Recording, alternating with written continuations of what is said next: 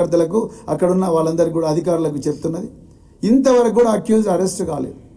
వాళ్ళు ఓపెన్గా తిరుగుతున్నారు. బాధితులు రోజు మాకు కాల్ చేస్తున్నారు, మాకు భయంగా ఉన్నది, ఎట్లా బతకాలి అని చెప్పేసి. ఒక్కటి కాదు, రెండు కాదు, ఎన్నో మరి సంఘటనలో పోలీసులు మా కార్యకర్తలు బాధితులైనప్పుడు కూడా మేమిచ్చిన కంప్లైంట్ తీసుకోకుండా వాళ్ళు ఇచ్చిన కంప్లైంట్ తీసుకొని బెయిల్ రాని సెక్షన్లు అన్నిటి కూడా మా కార్యకర్తల మీద పెట్టి వాళ్ళందరూ జైలుకు పోయే విధంగా చూస్తున్నారు. ప్రతి గ్రామంలో కూడా వీ హ్యావ్ డాక్యుమెంటరీ ఎవిడెన్స్. ప్రతి గ్రామంలో కూడా మా కార్యకర్తలను జైలు పంపించాలి, వాళ్ళని రోజు కండిషనల్ బెయిల్ వచ్చి రోజు పోలీస్ స్టేషన్ చుట్టూ తిరగాలి. కార్యకర్తలకు సంబంధించిన ట్రాక్టర్లు కానీ జేసీబీలు కానీ మోటార్ సైకిల్ కానీ ఏమన్నా ఉంటే వాటిని సీజ్ చేసి పోలీస్ స్టేషన్లో పెట్టుకోవాలి. మేము కంప్లైంట్ ఇస్తేనేమో ఆ కంప్లైంట్ రిజిస్టర్ అయ్యి కనీసం అక్నాలెడ్జ్మెంట్ కూడా ఇవ్వని పరిస్థితి. అంటే అరాచక పరిస్థితి ఇవాళ కొల్లాపూర్ నియోజకవర్గంలో ఉన్నది. మరి కొల్లాపూర్ నియోజకవర్గం, మరి రాష్ట్రంలో 119 నియోజకవర్గాలు ఉన్నాయి, ఓన్లీ కొల్లాపూర్లో ఎందుకు జరుగుతుంది? Because the minister is a hard core factionist. ఆయనకు ఫ్యాక్షనిజం నడపడం అనేది వెన్నతో పెట్టిన విద్య.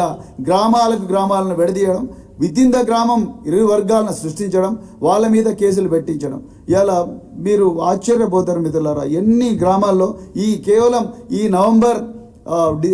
డిసెంబర్ 3వ తారీఖు 2023 నుంచే ఇప్పటి వరకు ఎన్ని గ్రామాలు కౌంటింగ్ అయిన రోజున్నాయి. కౌంటింగ్ ఓవైపు జరుగుతుంది, హర్షవర్ధన్ రెడ్డి గారి మనుషుల కార్లను మొత్తం కూడా ధ్వంసం చేయడం. అదేవిధంగా గంట్రావపల్లిలో బీఆర్ఎస్ లీడర్ మల్లేష్ యాదవ్ అని ఒక ఆర్మీ జవాన్ అండి, అతన్ని ఘోరంగా మర్డర్ చేశారు. మరి కేటీఆర్ గారు కూడా ఆ రోజు హర్షవర్ధన్ రెడ్డి గారు, కేటీఆర్ గారు కూడా ఆయన శవయాత్రలో పాల్గొన్నారు. కనీసం ఆర్మీ జవాను, దేశాన్ని రక్షించే ఆర్మీ జవాను ప్రాణాలకు కూడా, వాలంటరీగా రిటైర్ అయిన ఆర్మీ జవాను ప్రాణాలకు కూడా రక్షణ లేని పరిస్థితి కాంగ్రెస్ ప్రభుత్వంలో. అదేవిధంగా పాన్గల్ ఎంపీపీ శ్రీధర్ రెడ్డి గారిని ఆయనను అటాక్ చేశారు, ఆయన మీద డీజిల్ పోసారు. అదేవిధంగా మరి జొన్నలబొగుడ అనే గ్రామంలో సర్పంచ్ రవి నాయక్ ఇంటిని దాడి చేశారు. అదేవిధంగా సాదాపూర్ గ్రామంలో బీఆర్ఎస్ లీడర్ గుజ్జుల పరమేష్ అనే వ్యక్తి ఇంటిని అటాక్ చేశారు. అదేవిధంగా అటాక్ చేయడమే కాదు, వాళ్ళ బ్రదర్కు పోలీసు కానిస్టేబుల్ ఉద్యోగం వస్తే వీడికి ఉద్యోగం రాకూడదని, మంత్రి ఆదేశాలతోని ఉద్యోగం రాకూడదని చెప్పి ఆయన పేరు కూడా ఎఫ్ఐఆర్లో ఇరికించారు. అసలు మీదేనా ప్రజాపాలన అంటే? ఇది ప్రజాపాలన కాదు, ప్రజల మీద కక్షతోని చేస్తున్న ప్రతీకార పాలన అని చెప్పేసి ఈ సందర్భంగా చెప్పాల్సి వస్తున్నది.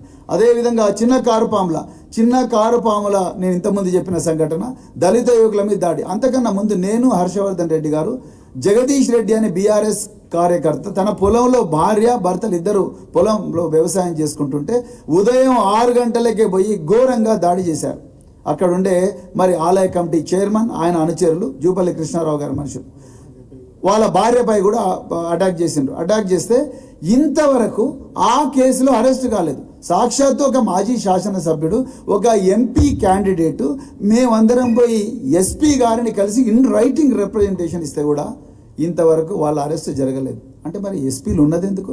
మీకు ఐపీఎస్ ఇచ్చింది ఎందుకోసం? లేకపోతే మీ దగ్గర డిఐజీలు ఉన్నది ఎందుకోసం? ఐజీలు ఉన్నది ఎందుకోసం? మీకు అందరికీ అంత లగ్జరీ వెహికల్, ఇంత గొప్ప ఆఫీసులు మరి కట్టించింది నిందితులను అరెస్ట్ చేయకుండా వాళ్ళని యథేచ్ఛగా తిరగమని చెప్పడం కోసమేనా? అదేవిధంగా ఆ నిందితుడిని మేము మొదట ఇద్దరం పోయి అరెస్ట్ చేయండి అని చెప్పి ఎస్పీ గారిని అడిగిన కేసులో నిందితులు అరెస్ట్ చేయనందుకు వాళ్ళు మే 13వ తారీఖు నాడు దళిత యువకుల మీద ఘోరంగా దాడి చేసిన, ఫ్రాక్చర్స్ అయినాయి అందరికి కూడా. SC/ST prevention of atrocities case పెట్టి ఇంతవరకు కూడా అరెస్ట్ చేయకుండా ఇప్పుడు కాంప్రమైజ్ కోసం ప్రయత్నం చేస్తున్నారు. అంటే మీరు ఏమన్నా కాంప్రమైజింగ్ ఏజెన్సీయా లేకపోతే కాన్స్టిట్యూషనల్ ఏజెన్సీయా? సో అదేవిధంగా మరి కుడికిల్ల గ్రామంలో బీఆర్ఎస్ కార్యకర్త డీజే మూర్తిని ఘోరంగా కొట్టారు. దాని మీద కూడా ఇంతవరకు పోలీస్ యాక్షన్ లేదు. అదేవిధంగా కుడికిల్ల గ్రామంలో లక్ష్మణ్ రావు అనే వ్యక్తిని 15 రోజులు దొంగ కేసు పెట్టి జైలుకు పంపించారు. ఆయన కూడా బీఆర్ఎస్ కార్యకర్తనే. అదేవిధంగా కొల్లాపూర్ మండలంలో ఎంత ఘోరం అంటే రామచంద్ర యాదవ్ అని మా పార్టీ నాయకులు, సీనియర్ నాయకులు రామచంద్ర యాదవ్ కొల్లాపూర్ మండలంలో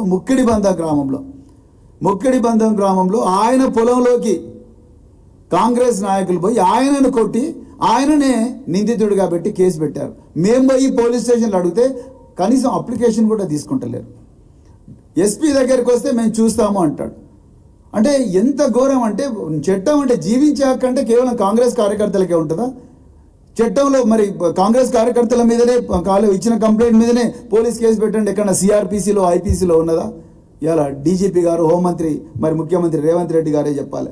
అదేవిధంగా మరి మనం ఎక్కడో బుల్డోజర్లతో ఇండ్లను గోలదోయడం అనేది ఎక్కడో యూపీలో బీజేపీ వాళ్ళు చేసిండ్రు, లేకపోతే మధ్యప్రదేశ్లో బీజేపీ వాళ్ళు చేసిండ్రు అనేది విన్నాం. కానీ ఇలా ఆ బుల్డోజర్ల సంస్కృతి తెలంగాణకు తీసుకొచ్చిన గొప్ప మంత్రి జూపల్లి కృష్ణారావు గారు. కొల్లాపూర్ పట్టణంలో ఆయనకు పడలేదని, వాళ్ళకు ఓట్లు వేయలేదని చెప్పేసి ఒక చిన్న తగాదలో బుల్డోజర్ పెట్టి ఒక పాస్టర్ ఇల్లు గులగొట్టిన నీచమైన సంస్కృతి ఇలా కాంగ్రెస్ మంత్రి జూపల్లి కృష్ణారావు గారికి ఉన్నది. అదేవిధంగా మరి సింగోటంలో చాలా ఘోరంగా